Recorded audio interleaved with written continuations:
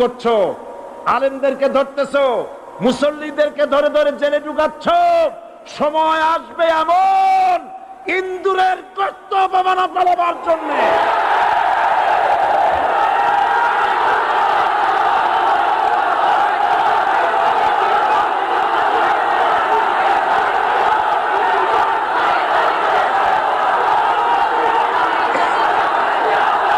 আবু জাহেলের